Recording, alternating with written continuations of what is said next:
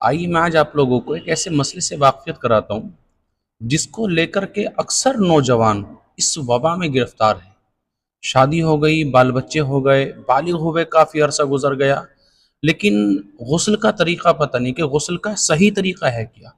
अपनी मर्ज़ी से गुस्ल कर लिया, किसी ने कैसे बताया तो उस पर अमल करके, किसी ने कैसे बताया तो उस पर अमल करके।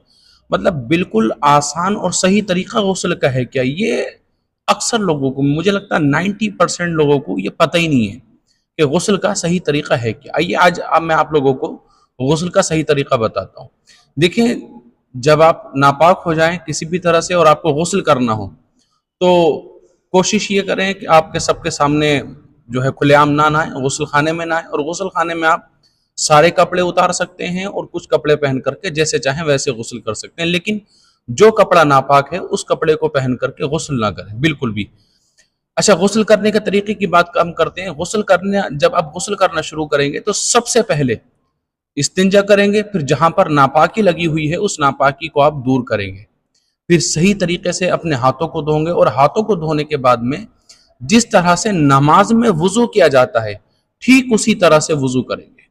लेकिन इस वुजू में खास तौर पर ख्याल रहे कि जब आप ये वुजू करें, तो इस वुजू के करने में आप कुल्ली इस तरह से करें कि आपके दांतों के दरमियान में किसी भी तरह का कोई बोटी का या रोटी का या किसी भी तरह का कोई रेशा बाकी ना रह जाए।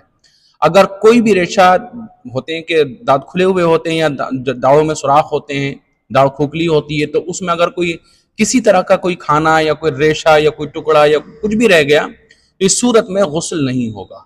और मुंह के हर कोने तक, यहाँ तक के हलक तक पानी का पहुंच जाना ये फर्ज है। अगर हलक तक पानी पहुंचाने से आप कासिर रहे, हलक तक पानी नहीं पहुंचा पाए, अगर आपका रोजा नहीं है तो आप हलक तक पानी पहुंचाएंगे। अगर हलक तक पानी नहीं पहुंचा सके तो फिर आपका वुजू, आपका गुस्ल नहीं होगा।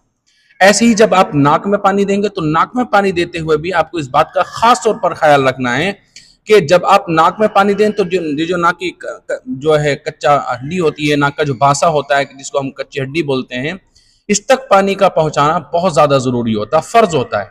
अगर नाक में आपने आप पानी पहुंचाया और नाक में जो चीपड़ होता है, जो गंदगी होती है, अगर वो बाकी रह गई, या फिर नाक के अंदर जो बाल होते हैं किसी तरह से वो खुश्क रह गए, तो इस सूरत में जो है गुस्ल नहीं होगा, गुस्ल को दोबारा करना फर्ज होगा। ठीक है, ये वुजू करने में खास तौर पर ख्याल रखें। अब आपने नमाज के जैसा वुजू कर लिया, नमाज के जैसा वुजू करने के बाद में आप पैर चाहे तो अभी धो लें और पैर चाहे तो गुस्ल के बाद में भी धो सकते हैं। नमाज के जैसा वुजू करने के बाद एक दो लोटा अपने जिस्म पर पानी डालें, पैरों पर पानी डालें, कंधों पर पानी डालें, सर पर पानी डालें, एक दो लोटा, दो तीन लोटे पानी डालें। उसके बाद अपने जिस्म को बहुत अच्छे तरीके से रगड़ना है। जिस तरह से आप अपने जिस्म पर तेल लगाते हैं, तेल चुपड़ते हैं, उस तरह से आपको तेल चुपड़ना अपने जिस्म पर, अपनी बॉडी पर। और जब आपको इत्मीनान हो जाए कि आपके हर बाल की जड़ तक जो है वो खुश्क नहीं रही है, वो गीली और तर हो गई है, आपने इस तरह से अपने जिस्म को रगड़ लिया है, चुपड़ लिया है पानी, उसके बाद में अब आप क्या करेंगे, अपने सीधे कंधे पर पानी डालेंगे। इतना पानी डालेंगे कि बिल्कुल पूरे जिस्म पर पानी बहुत अच्छे से बह जाए। फिर बाएं कंधे पर पानी डालेंगे।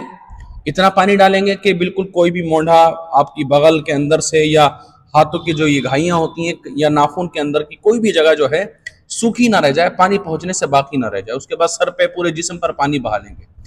पानी इस तरह से बहाएंगे कि सर के बालों से लेकर के पैर के नाखून तक आपकी चाहे उंगलियों की घाइयां हों, पैरों की घाइयां हों, या अगर दाढ़ी अगर आपकी हल्की है जैसे मेरी है, तो इसमें कोई भी बालों की जड़ है वो सूखी ना रह जाए, कानों के जो बीच की जगह है वो सूखी ना रह जाए, ये जो आपकी पैर के जो तलवे होते हैं इसकी जगह सूखी ना रह जाए, किसी भी जगह पर कोई भी जगह सूखी ना रह जाए। अगर कोई भी जगह आपकी गुस्ल करते हुए सूखी रह गई है या वहां पर पानी नहीं पहुंचा है, बिल्कुल इस बात का खास तौर पर ख्याल रखें। जिसमें वुजू करते हुए अगर आपके किसी भी उजू पर पानी बहना रह गया है या आपका कोई भी उजू सूखा रह गया है, तो आपका गुस्ल नहीं होगा। गुस्ल मुकम्मल करने के लिए जिस्म के हर अज़्वे तक, बाल की हर जड़ तक पानी का पहुंचा लेना यह फर्ज है। जब आप पूरे जिस्म पर पानी बहा लेंगे, पूरे जिस्म पर पानी बह गया, अब उसके बाद में आपकी मर्जी है साबुन लगाएं, किस तरह से नहाएं, यहाँ तक आपका गुस्ल मुकम्मल हो जाता है। इसके बाद आपका जैसा मन चाहे वैसे आप नहाएं, साबुन लगाएं ना लगाएं, टॉवल से साफ करके बाहर निकल कर के आ जाएं। ये गुस्ल का सबसे आसान तरीका है। मुझे लगता है अगर इस तरीके को अगर आपने सीख लिया तो गुस्ल करने में काफ़ी आसानी भी होगी इंशाल्लाह, और इससे ज़्यादा आसान तरीका मुझे लगता है इससे पहले शायद आप लोगों ने नहीं सुना हो।